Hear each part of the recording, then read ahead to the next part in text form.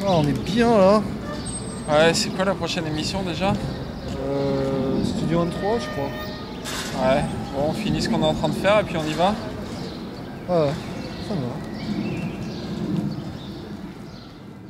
Bonjour à tous et bienvenue dans Refait le Patch. Salut Arnaud, comment ça va? Bienvenue. Bonjour Grégoire, bonjour à tous.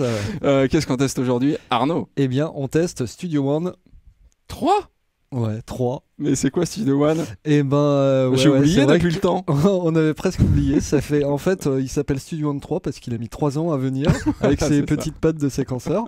Non, voilà. Donc c'est la 3e version tant attendue du séquenceur de la station de travail audio numérique, la STAN, ou le DAW de Presonus, qui nous arrive avec des nouvelles choses évidemment que nous allons détailler dans cette vidéo. Alors rappelle-nous un petit peu ce qu'est Studio One 2. Je crois que tu avais fait le test il y a quelques années. Alors, donc voilà. oui, il y a plus de 3 ans. Donc on le rappelle. Alors, qu'est-ce qui t'avait plu en fait? Voilà. Alors moi, ça t'avait plu. Ça m'avait plu au point que j'ai lâché le Cubase avec lequel je travaillais depuis des années pour ce séquenceur. Ce qui m'avait plu, c'est que les concepteurs de séquenceurs ont vraiment mis l'ergonomie et le flux de production, le workflow comme on dit en anglais, au centre de leurs préoccupations. C'est-à-dire que tout dans le logiciel, ils se sont demandé à chaque fois comment ça pourrait être plus simple, comment ça pourrait être plus pratique, comment on peut faire la même chose que dans Cubase ou Pro Tools, mais en faisant moins de clics. Voilà. Donc vraiment axé sur l'ergonomie. Voilà. Et ça donnait donc un logiciel qui est vraiment très agréable à utiliser. Et il m'avait d'autant plus plu que en sus de cette démarche ergonomique, ça y est, j'ai dit sus, il est mort de rire. C'est lamentable. Nous sommes en 4e. Il y avait une vraie démarche de proposer des choses un peu nouvelles. Et notamment, ça a été le premier séquenceur à intégrer Melodyne. Melodyne, c'est juste un des softs les plus révolutionnaires de ces 10 dernières années, surtout dans sa version DNA. Et en fait, il l'avait parfaitement intégré à l'interface, donc ça, c'était une très bonne chose aussi. Il n'y avait pas besoin de faire de rendu, de faire la lecture, c'est ça? Oui, voilà. Juste un raccourci clavier, on se retrouve sous Melodyne. Ça, c'était top, ça. Voilà, donc c'était les premiers à le faire. Et nous était filé avec, en plus, un petit bundle sympa, la Complete Elements de Native Instruments. Qui valait 100 balles, en gros. Oui, voilà. Donc, en gros, c'est un logiciel qui, on avait trouvé à l'époque, il y a 3 ans, bousculait vraiment la concurrence. Et bon, on a vu qu'elle a bousculé, mais on a vu que la concurrence a réagi au cours de ces 3 dernières années. Et donc, fatalement, voilà, il s'est passé des choses. À commencer par quoi?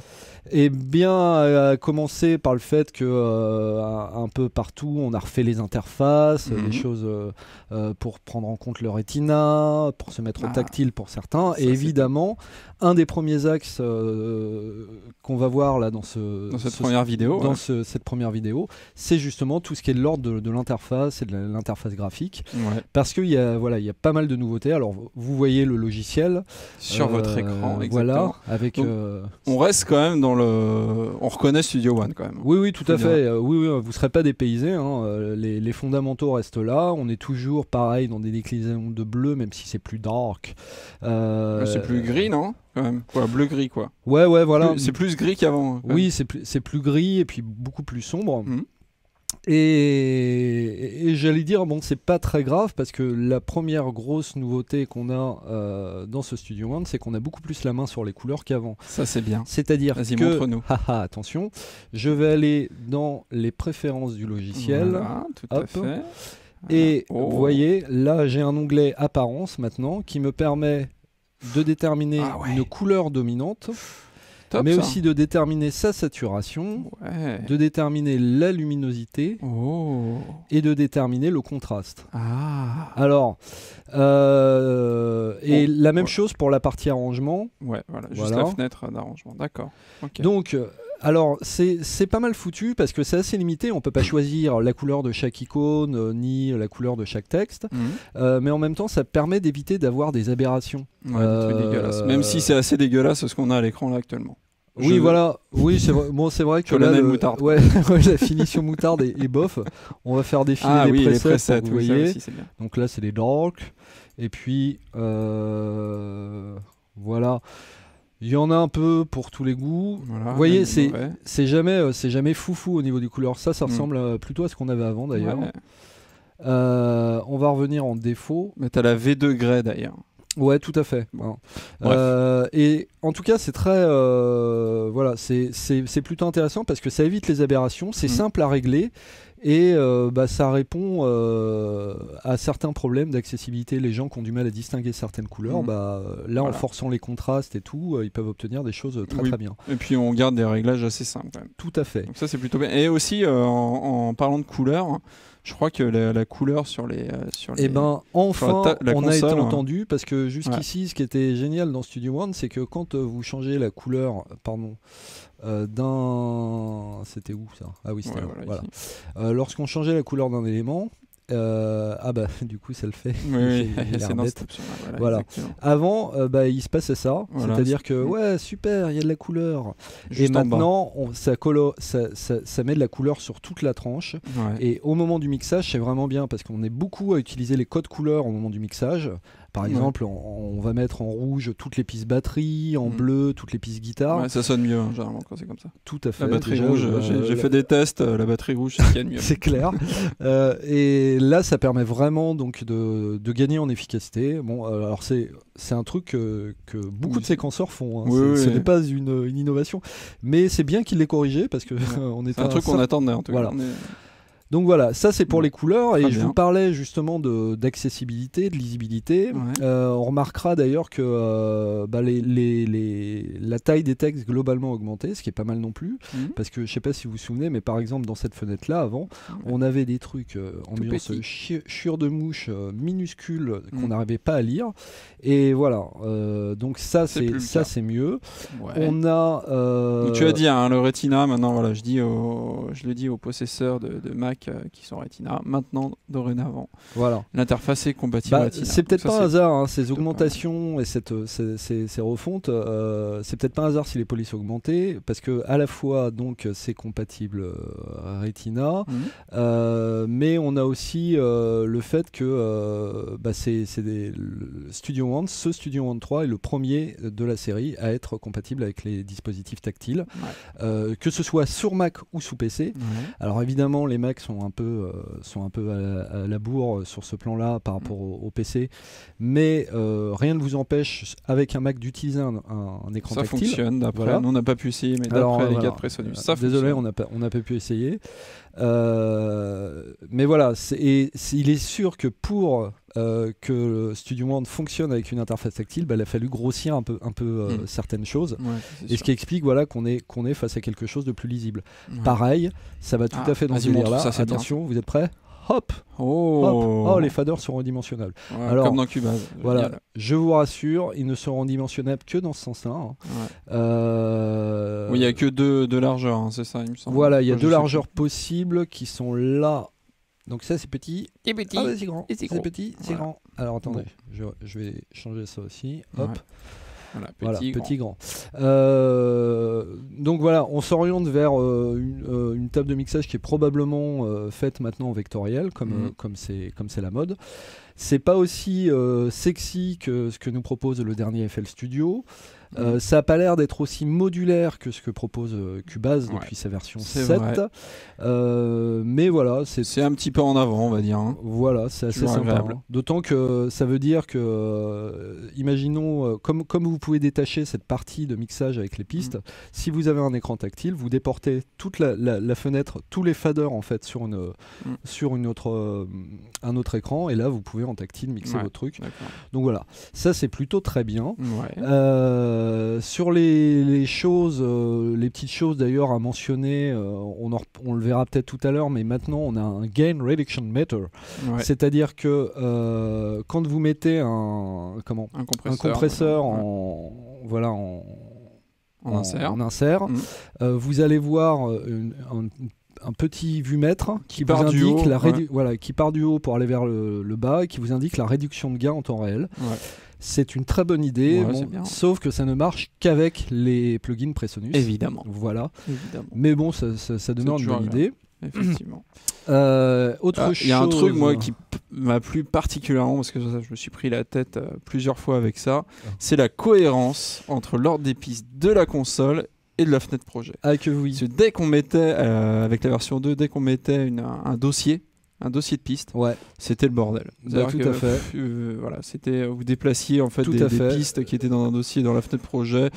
Elles arrivaient n'importe où dans la console. C'était avant, super quand chiant. on déplaçait une piste comme ça, bah en fait, ce n'était pas répercuté. C'était surtout avec les dossiers, hein, je crois. Sur oui, voilà. Et dans les dossiers. Et maintenant, en fait, ça marche dans tous les Voilà. sens. On a bien essayé. On va pas vous montrer toutes les combinaisons, Ouais. mais effectivement, tous les mouvements qu'on fait là sont répercutés ici, et c'est quand même très très sympa. Ouais, ça c'est vraiment limite un des trucs qui m'a le plus plu. Hop. À part les grosses nouvelles features qu'on va vous montrer tout à l'heure. Je veux supprimer les pistes sectionnées. Voilà. On retrouve un peu le ménage. Qu'est-ce qu'il y avait d'autre? Ouais, il y a un truc qu'on peut pas vous montrer, mais on a eu l'information, c'est l'application iPad. Oui, voilà. Alors dans le sillage du tactile, parce que vous me direz, nous ne sommes pas très nombreux à disposer d'écrans tactiles, même si beaucoup de portables PC maintenant sont équipés, on a donc la possibilité d'avoir une application iPad. Pas Android. L'application, pour l'instant, la seule chose qu'on a vue, vous avez la photo dans le test joint, c'est une appli qui permet de contrôler la console, le bloc de lecture. Je crois qu'il y a tout ce qui est transport, ouais, voilà, ça a l'air assez complet. Les macros aussi, voilà. on verra plus tard. On en parlera plus tard. Et les pads. Ça a l'air, oui, et puis même un petit clavier. Ça a l'air assez complet. Maintenant, voilà, on n'a pas pu la tester. Je crois qu'elle doit sortir en juin. En tout cas, bon, c'est pareil, ça va dans le bon sens. Hein. Désolé, c'est pas Android. Je sais pas s'il y a des plans prévus là-dessus. J'espère. Et voilà. Et finissons donc sur l'interface en évoquant le browser, soit le navigateur de preset. Ouais. Voilà. Alors, on avait. Qu'est-ce qu'il y a de nouveau alors? Parce que c'est vrai qu'à première vue, comme ça, on se dit tiens. Alors, qu'est-ce qu'il y a de nouveau? La plus grosse, je vais vous montrer où les plus grosses nouveautés, c'est ça. Ah ouais. C'est que maintenant, on a des vignettes pour les instruments. Alors attends, une première question me vient comme ça à l'esprit. Est-ce que ça marche avec les plugins tiers? Eh ben, ça marche avec les plugins tiers, mais alors ce qui est un peu ballot, c'est qu'il faut les faire à la main. Alors, attention. Il faut les lancer une fois, c'est voilà. ça, alors, non seulement il faut le lancer une fois. Alors là, donc je me mets un. C'est bien, t'as choisi un instrument, un truc sans iLock, parce que la iLock est pas branchée sur l'ordinateur. Donc t'as eu de la chance. Et là, à partir d'Absinthe, alors c'est où déjà? C'est toc, je crois que c'est là. Ah là, update plugin, voilà. thumbnail. Et ça y est, et boum. J'ai ma vignette c'est cool. pour mon instrument. Bon, c'est pas fou, c'est quelque chose qu'on connaît déjà dans FL Studio.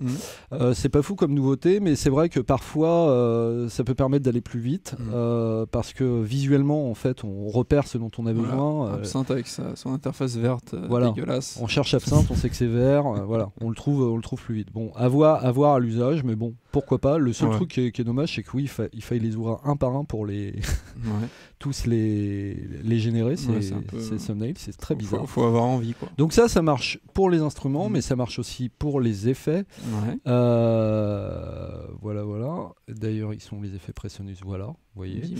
Et donc petite nouveauté plus intéressante, c'est la possibilité de créer n'importe quel type de dossier et de le mettre dans la barre. C'est-à-dire, par exemple, là, si je mets le dossier Apple, hop, dans la barre. Je le mets dans la barre. Est-ce que ça l'a mis? Non, ça n'a pas mis. Ah, tu peux mettre dans la barre comme ça. Oui. D'accord. Normalement, ça marche. Effet Bonaldi. Vas-y, fais-nous. Oh. Bah, non. Pourquoi ça marche pas? Bon, bref. On va te croire sur parole. C'est l'effet Bonaldi, ça. Tu peux pas. Bon. D'accord. Bref. C'est pas grave. Enfin bref, voilà. Donc tu l'as vu, ça marche a priori. Bon bah oui, il me semblait. Il ne reste plus qu'à savoir à quoi ça sert. Sinon je me fouetterais en place publique avec des orties fraîches. Donc ça, petite nouveauté. L'autre nouveauté, c'est l'intégration pour les boucles. Vous voyez, on a des styles, des instruments, des tags, c'est ça? Caractères, voilà. On a voilà, des espèces de tags, des tags, et qu'on retrouve d'ailleurs dans la recherche, vu que vous voyez là. si je clique là, je peux dire montre-moi les boucles qui sont urbaines, de clavier, électronique, machin, et là, puis il il n'en trouve pas. Voilà. C'est génial. Mais voilà, ça marche plutôt bien. Juste, ça a été à moitié fait, cette partie, même si c'est très bienvenu. Hein. C'est que, et d'une, vous ne pouvez pas créer vos propres tags. Ah, pas bien. Voilà, donc pas bien. Et de deux, vous ne pouvez pas utiliser les tags existants pour les affecter à d'autres boucles. C'est-à-dire, si vous importez vos propres boucles, vous ne pouvez pas leur associer des tags. Et de deux, ça ne marche que pour les boucles, alors que moi, je trouve que ça aurait été très utile pour les presets. Dire, vas-y, montre-moi tous les effets de voix qu'il y a, ou montre-moi, je sais pas. Donc voilà, l'idée est bonne. Après, il y a encore du boulot dessus, avant que ce soit vraiment convaincant. D'accord. Enfin voilà pour en gros ce qui a changé sur l'interface. Très bien. Et ce qui n'est pas le plus intéressant. Très bien. Oui, parce que ce Studio One le plus intéressant reste à venir. Donc cette première vidéo est terminée. Dans la deuxième vidéo, on va aborder deux grosses nouveautés, on va dire. On va rentrer dans le vif du sujet avec la piste arrangement et le scratchpad. Qu'est-ce que c'est ? Il va falloir regarder la deuxième vidéo. À tout de suite.